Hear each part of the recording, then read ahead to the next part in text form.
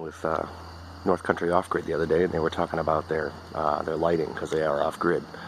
My house itself is on-grid, but our barn is off-grid. So I don't know if this would be helpful to somebody that's off-grid and trying to get a little light.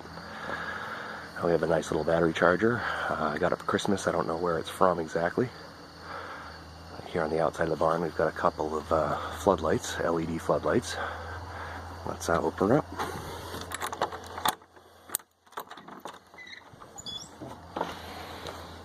Alright.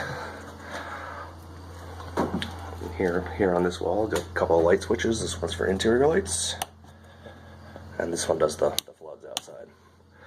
Over here are two fuses, or circuit breakers actually, and then some cigarette lighter jacks for power. Now basically what happens is my battery sits over here on the shelf and it just plugs in. I put this battery in a case so I can use it on my camper, but it just plugs in the cigarette lighter, not that you can see that,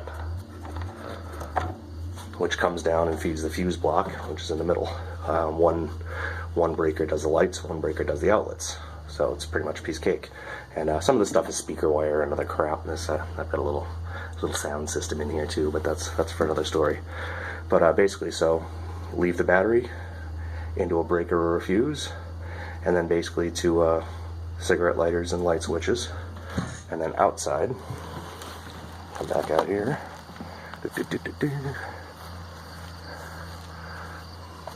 Just tucked right here in the corner, I put a cigarette lighter outlet out here, and that's what my trickle charger plugs into.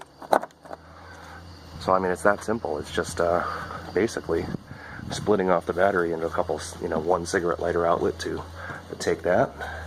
And here up on the ceiling, I have these are lights for RVs. I put two on each side of the roof. It lights up in here pretty well, actually. And yeah, super simple. I mean, those lights were about 20 bucks a piece maybe on Amazon. Cigarette lighter jacks are somewhere around $5 a piece. You can use pretty much any kind of light switch you want. You can use a regular household light switch. I just happen to have these low voltage ones, so I use those.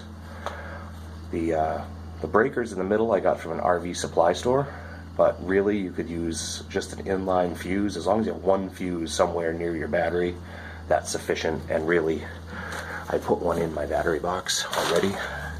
So this right here is my reset button for the battery box itself. So that is actually extraneous. I didn't need to put that in here. So I mean, that's about it. Just a trickle charger and some lights. So if you're off grid and maybe you wanted to put a couple of permanent lights in, you'd obviously mount it a little better than I did in here, but that's all it is some wire and stapled along to some little RV lights. Well, that was it. I hope this is helpful. Like I said, I'm not off-grid, but I know many of you are, and maybe this is just a handy little thing for you, or maybe you can do something like this in a barn or another little outbuilding where you have no power too. And one more thing to consider is now that I have all these lighter outlets over here, I can charge my cell phone, and that's actually what I plug my little sound system into. But if I'm out here and need to grab a quick charge so I can film some footage for you guys or whatever, got a few little places to plug in. Alright, well that's it. Thanks for watching and hope you enjoyed.